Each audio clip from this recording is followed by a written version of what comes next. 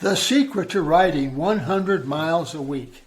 Hi folks, this is Charlie Fuller. Now, a couple winters ago, I watched a dozen people I know, solid cyclists, dedicated riders, just disappear from the road. They bought upright stationary bikes or smart trainers, draped their bikes over little stands in the garage, fired up some virtual world on their laptop screen, and told me they actually were more consistent than ever before.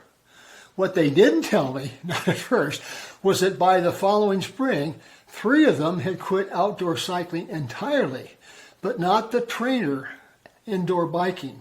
And I thought, oh, that's got to be worth paying attention to what they're talking about here. Now, the pandemic changed cycling in a way we haven't fully reckoned with. When the roads got quiet and the gyms locked their doors, 2 things happened at once. Outdoor cycling exploded. People who hadn't touched a bike in 20 years suddenly remembered it existed. And indoor cycling got serious. Smart trainers or upright stationary bikes, virtual platforms, structured workouts that you could do in your pajamas at 11 o'clock at night. Even the Peloton became a household word. And here's the thing, those habits stuck. The gyms reopened, the roads were filled up again, but the trainers didn't get shoved back into storage. People kept both. Now, I live in Utah where winters are very real. And during the colder months, I ride indoors on my stationary bike. And over the years, I've logged more than 30,000 miles on my bike. Then when summer arrives, I head back outside whenever the weather cooperates. Now, and that weather permitting part really matters. Just last Wednesday, I planned to ride outdoors, but the winds hit 38 miles an hour, so I stayed inside instead. Now, living close to the Rocky Mountains also means scattered summer showers can roll in quickly, which sends me back indoors some days also. Now, don't get me wrong, I love riding outside. Sunny day, 70, 80 degrees, that type of thing.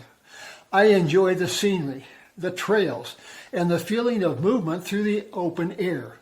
But I don't enjoy battling elements when they're not cooperating.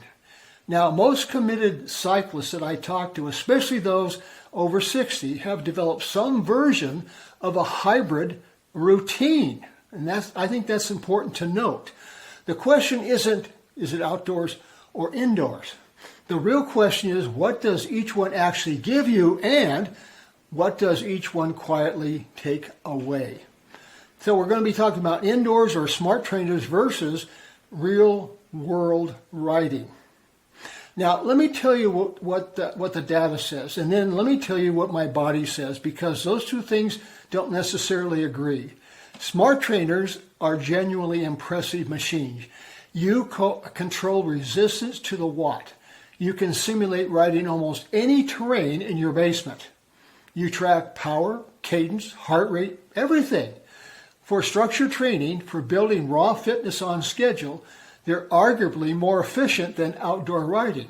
There's no coasting, no red lights, no deciding to cut the ride short because of a hill appears that you weren't expecting. But here's where the trainer can't replicate. The micro corrections.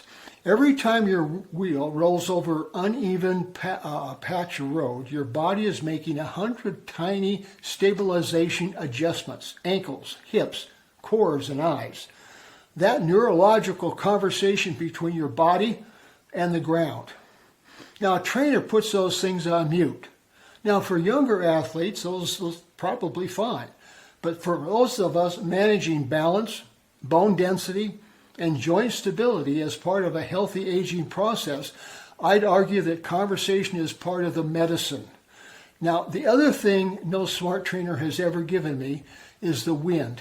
Now, I know that sounds sentimental, but at 85, rolling down with a tailwind and the smell of whatever's blooming that week, that isn't sentiment, that's biochemical. It's a biochemical event, and it matters. Now, I want to stop here for a second because the mental health side of this, that's where it really gets interesting. And I think it's part of the most fitness advice completely ignored. Here's something I didn't expect when I started paying attention to this. The research on outdoor exercise and mental health is genuinely striking. We're not talking about a small edge. Studies comparing indoor and outdoor exercise, same duration, same intensity, show consistently that outdoor movement reduces cortisol more, improves mood more, reduces mental fatigue more than the indoor equivalent. Now the Japanese have a name for it. It's called Shinrin Yuko. It means forest bathing. The idea is that just being in natural environments has measurably more psychological effects on stress hormones. Now I didn't know any of that when I started riding. I just knew that after a ride outside, I felt like I had a good conversation with someone who understood me. And after a hard session on the trainer, I felt like I'd done the work, which is fine, but it just wasn't the same thing. And for those of us whose lives carry real weight, maybe a spouse dealing with a health challenge, maybe financial concerns, maybe the simple loneliness that creeps in later in life if you let it, that mood difference isn't trivial. It's one of the best health tips for seniors that nobody puts on a flyer. Go outside, move through the world, not on a screen, through the actual world. The trainer gives you the fitness. The road gives you something closer to restoration. Now, if you're finding this useful, hit subscribe. We're talking about fitness, longevity, and staying genuinely alive past 70, 80, and beyond. And there's a whole lot more coming. Now let's talk about how to actually put both of these things together. Here's what I've landed on after years of trying to figure out this for myself. The enemy of fitness for seniors, the enemy of fitness for anyone, isn't the wrong machine, it's inconsistency. And the fastest road to inconsistency is making your routine entirely dependent upon things outside your control. Weather, daylight, the condition of your knees on any day. The hybrid routine solves that. And here's what I think about. The trainer is your floor. It's a thing that you do when the weather's ugly, when the roads are slick, when it's 5:30 in the morning and the sun hasn't shown up, but you have. 2 rounds of an hour and 20 minutes. Structured. Done. That's your baseline. That's the discipline side. The outdoor ride is your ceiling. It's where you remember why you ride. It's where the joy lives, where the mental restoration happens, where your body gets the full experience that no screen can synthesize. So if you're like me, 3 outdoor days a week, those are the rides that keep the other days worth showing up for now. Now, if you're new to cycling, or if injuries or weather limit your outdoor time, don't let perfect conditions become the enemy of consistency. Even 1 outdoor ride a week can change something mentally and physically. The rest of the time, the trainer keeps the engine warm and the habit alive. The goal of a hybrid routine isn't to maximize any single metric. It's to build something you actually still are doing in 5 years. Now, that's the long game. And let me tell you, at 85, the long game is the only game worth playing.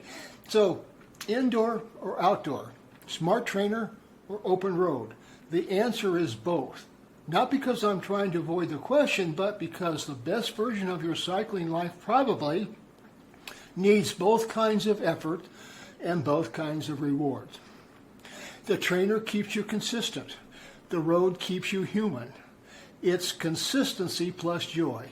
That combination is what I call a legitimate recipe for healthy aging, and I expect to be doing this for the next decade. So don't let anybody, including me, tell you there's only one way to ride. Find the combination that keeps you on the bike. That's the whole mission. This is Charlie Fuller, and I'll see you on the road.